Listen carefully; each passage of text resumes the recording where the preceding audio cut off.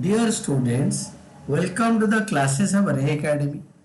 We are studying accounting for partnership firms and the chapter is on goodwill, nature and valuation.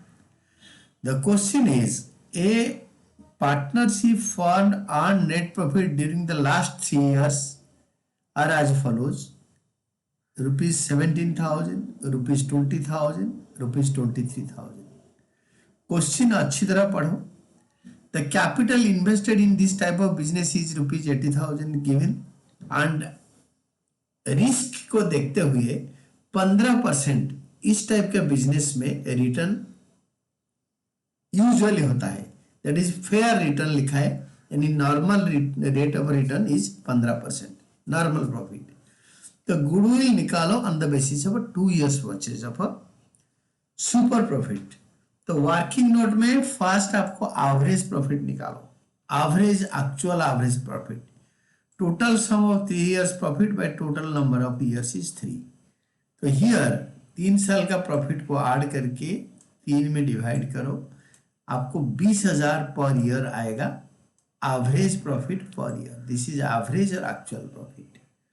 Fair note में goodwill under super profit method is equal to super profit into years purchase.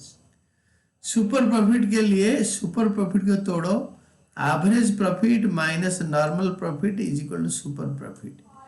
Average profit से normal profit minus करने में into years purchase. Question में average profit हमने निकाला 20,000. Now we have got. और normal profit होता है fair rate of return. Normally कितना प्रॉफिट है क्वेश्चन में दे रखा है, 80,000 कैपिटल एम्प्लॉयड है. इस टाइप के बिजनेस में 15% यूजुअली रेट ऑफ रिटर्न आता है. अगर आप ये जो बिजनेस कर रहा है फार्म, अगर हम यही बिजनेस करेंगे तो हमें यूजुअली 15% प्रॉफिट मिलेगा. तो 80,000 का 15% 12,000 प्रॉफिट मिलना चाहिए.